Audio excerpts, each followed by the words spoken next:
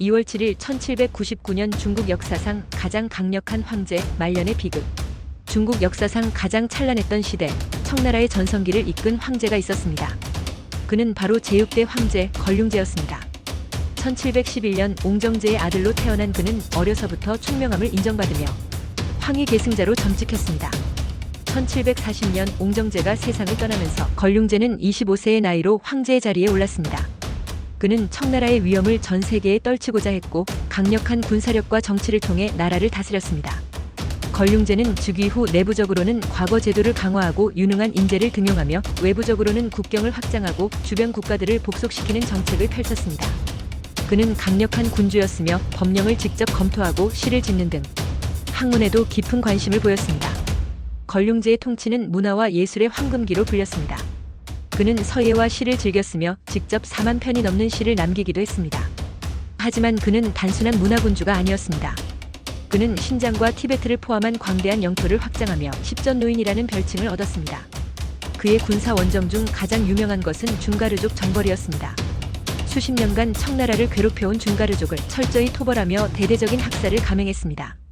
그 결과 준가르족은 거의 멸족에 가까운 피해를 입었고 청나라의 서부 국경은 안정되었습니다. 강력한 정치를 펼친 걸륭제였지만 그의 치세에도 불만을 품은 자들은 많았습니다.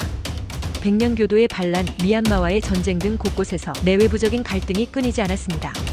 걸륭제는 이를 강력한 무력으로 진압했지만 전쟁으로 인해 국가의 재정은 점차 악화되기 시작했습니다. 그러나 더 큰 문제는 바로 궁정 내부에 있었습니다. 말년의 걸륭제는 절대적인 권력을 유지하면서도 점차 신하들에게 의존하게 되었습니다. 특히 화신이라는 신하는 그의 총애를 받아 엄청난 권력을 누렸습니다. 화신은 황제의 신임을 바탕으로 막대한 부를 축적하며 부정부패를 일삼았고 이에 대한 황제의 눈감음이 청나라의 쇠퇴를 더욱 가속화시켰습니다. 1795년 걸륭제는 60년간의 통치를 끝으로 스스로 황위에서 물러납니다. 그는 자신의 할아버지인 강희제의 재위 기간을 넘지 않겠다는 약속을 지키기 위해서였습니다.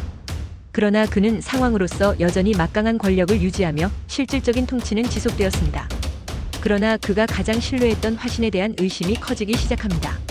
신하들은 화신이 국가의 재정을 약탈하고 권력을 남용하고 있다는 증거를 제출했지만 걸륭제는 이를 무시했습니다. 하지만 그의 죽음이 가까워질 무렵 결국 화신의 부정부패가 명백해졌고 이는 큰 반전을 불러옵니다. 1799년 걸륭제는 89세의 나이로 세상을 떠납니다. 하지만 그의 죽음 후 곧바로 벌어진 사건은 놀라운 반전을 만들어냅니다. 그의 뒤를 이어 즉위한 가경제는 즉시 화신을 체포하고 모든 부정부패를 조사하도록 명령했습니다.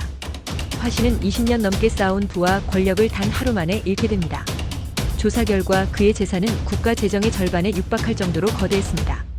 결국 그는 자결을 명령받으며 걸륭제가 남긴 마지막 흔적과 함께 청나라의 몰락이 시작됩니다. 걸륭제는 청나라를 최전성기로 이끈 황제였지만 동시에 부패와 몰락의 씨앗을 남긴 군주였습니다. 그의 시대는 영광과 어둠이 공존했던 시대였습니다. 그는 누구보다도 찬란한 시대를 만들었지만 그 찬란함 속에는 결국 청나라의 쇠퇴를 예고하는 그림자가 드리워져 있었습니다. 걸륭제의 시대는 끝났지만 그의 선택은 청나라의 운명을 결정짓는 중요한 계기가 되었습니다. 그리고 그의 죽음과 함께 청나라는 서서히 몰락의 길로 접어들었습니다. 구독과 좋아요는 영상을 제작하는 데 큰 힘이 됩니다.